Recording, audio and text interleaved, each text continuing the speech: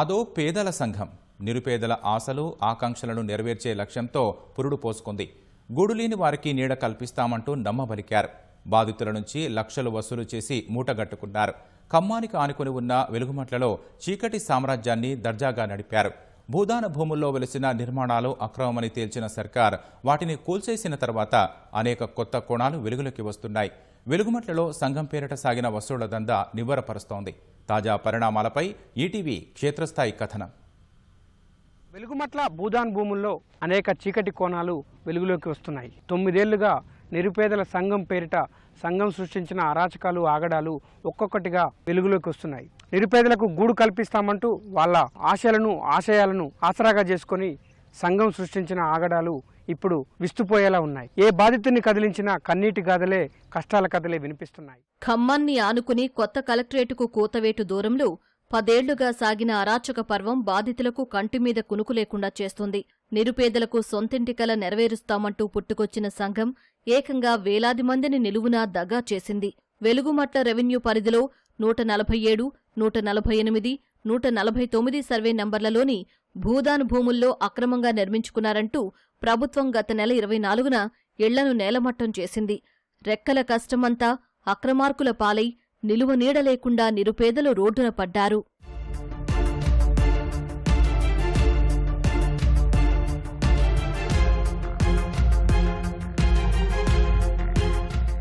ఇక్కడ నిరుపేదలు అంతా కూడా రోజు పైసా కూడబెట్టి సంపాదించిన డబ్బునంతా పేదల సంఘం నాయకులకు కట్టబెట్టారు. వాళ్ళు చేసిందే వేదం అన్నట్టుగా సాగిన ఈ సామ్రాజ్యంలో ఒక్కొక్కరిది ఒక్కొక్క దీనగాథగా ఉంది. ఒక్కొక్క బాధితుడి నుంచి 9 ఏళ్ల క్రితం 30,000 నుంచి 3 లక్షల వరకు వసూలు చేస్తే ఆ తర్వాత ఈ సీక్రెట్ సామ్రాజ్యంలో 9 ఏళ్ల పాటు పన్నుల పేరిట, నల్లా బిల్లుల పేరిట, కరెంటు పేరిట, మంచినీళ్ల పేరిట వసూలు చేసిన డబ్బులన్నీ కూడా పేదల సంఘం ముఠా నాయకులు మూటగట్టుకున్నారు. అధికార యంత్రాంగం గుర్తించిన లెక్కల ప్రకారమే దాదాపు 3 కోట్ల వరకు నిరుపేదలని ఉంచి వసూలు చేశారని, ఒక్కొక్క ప్లాటును 1 నుంచి 4 వరకు అమ్మి, ఒక్కో ఇల్లును 2 నుంచి 4 వరకు కూడా అమ్మిన సందర్భాలు బాధితుల కన్నీటి వెతలకు కష్టాల కథలకు నిదర్శనంగా నిలుస్తున్నాయి. భూదాన్ భూముల బాధితులు ఈ పరిస్థితికి రావడానికి పేదల సంఘమే కారణమని సర్వత్రా వినిపిస్తోంది. భారత కమ్యూనిస్టు విప్లవకారుల సమైక్యతా కేంద్రం, వినోబా భూదాన్ వెల్ఫేర్ సొసైటీ బాధ్యులకు తమ కష్టమంతా ధారపోశామని బాధితులు లబోదిబోమంటున్నారు.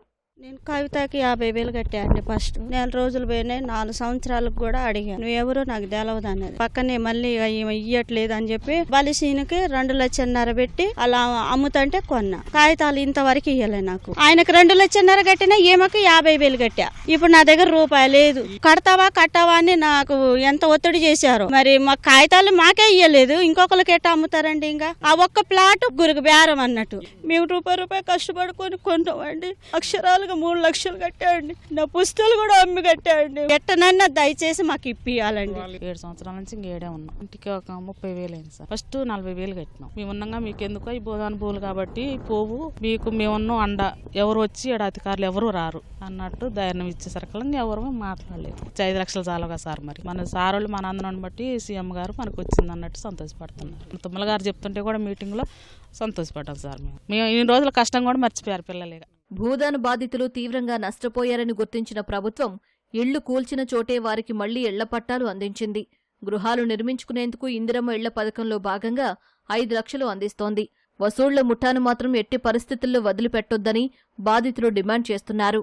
మేము వచ్చి 9 సంవత్సరాలు అవుతుంది ఇక్కడే. ఇప్పటి నుంచి కరెంట్ లేదు, నీళ్ళు లేవు, ఏం లేవు. ఇప్పుడు కరెంట్ కూడా సంవత్సరం అవుతుంది పోయి కూడా. ఫస్ట్ ఫ్లాట్కి ఒక 50,000 తీసుకున్నారు. పార్టీ పన్ను అని, నెలకి వాటర్ బిల్ అని అట్లా తీసుకున్నారు. మన దగ్గర 4 లక్షలు పెట్టి మేము కట్టుకున్నాం. ₹1,00,000 ఇచ్చినాం వాళ్ళకి. ఒకళ్ళని కాదు, ఒక 10 మంది ఉంటారు. అక్కడ చెప్తారు, మీ ఫ్లాట్లు మీకే వస్తాయి, మీరు భయపడొద్దు అది అని చెప్పి చెప్తారు. మేము అసలు గుట్ట మీద స్టార్టింగ్ 10 సంవత్సరాలు అయింది. 10-12 దాకా అయినాయి.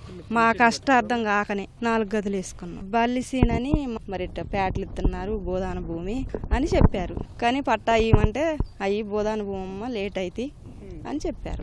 చెప్పి ఇట్లా మోసం చేశారు. ఇప్పుడు కట్టిన డబ్బులు పోయినాయి, ఇల్లు కట్టుకున్న డబ్బులు పోయినాయి. చివరికి అసలు ఏడవాలో తెలియట్లా, ఏమి చేయాలో తెలియదు. ఇప్పుడు పెళ్లి వయసుకు వచ్చారు మా పిల్లలు. ఇట్లా ఇద్ది మరి ఎట్లా పోతాయి, మరి మీ డబ్బులు మీకు ఒప్పందం చేస్తాం, మీరు ఇల్లులు కట్టుకోకుండా ఉండండి అనే మాట అయితే మాకు చెప్పలేదు సార్. పనికి పోయి వచ్చిన డబ్బులు ఇంట్లో కూర వండుకోపోయినా కూడా డబ్బులు పెట్టి నీళ్లు కొనుక్కొని తాగి బతికినాం ఈ గుట్ట మీద. మాకు ఎప్పుడైనా ప్రభుత్వం అండగుండి మాకు ఇప్పుడంటే నష్టపోయాను, మరి ఆ నష్టాన్ని మాకు కట్టించి మాకు మంచి ఫలితం చేయాలని కోరుకుంటున్నాను. భూదాన్ బాధితుల నుంచి ఫిర్యాదులు స్వీకరించిన పోలీసులు 3 అధికారులతో లోతైన విచారణ జరుపుతున్నారు. వసూళ్లకు పాల్పడ్డ సొమ్మును రికవరీ చేస్తామని పోలీస్ శాఖ చెబుతోంది. మోసపోయిన వాళ్లను రక్షిస్తామని, బాధ్యులను శిక్షిస్తామని ఇటీవల మంత్రి తుమ్మల నాగేశ్వరరావు ప్రకటించారు. మీ దగ్గరికి మళ్ళీ వచ్చి పాత బాకీ ఇయ్యాలా, నువ్వు కొద్దిగా ఎగ్గొట్టిను అని వస్తే ఈ కమిషనర్ పోలీస్ కమిషనర్ ఈయనకు చెప్పండి. ఇప్పుడు వరకు మీరు ఎవరెవరికి డబ్బులు ఇచ్చారు, ఎంతెంత ఇచ్చారో కూడా లెక్కుంటే ఇవ్వండి. పేదవాళ్ళం ఇవ్వడం కూడా అబద్ధం ఆడం. వాళ్ళు దొరికినప్పుడు ఏం చేయాలో ఎట్ట చేయాలో పోలీసు చూసుకుంటుంది. వాళ్ళని ఏ రకంగా చట్ట ప్రకారంగా శిక్షించవచ్చో చూడమని చెప్పాను. మిమ్మల్ని మోసం చేసినోడు ఎవడు కూడా మళ్ళీ బట్ట కట్టకూడదు. ప్రభుత్వ అవకాశాలతోటి మనం బతకాలి, ప్రభుత్వ ఆదేశాలతో ఉండాలి, ప్రభుత్వ అధికారులు మాట నమ్మాలి.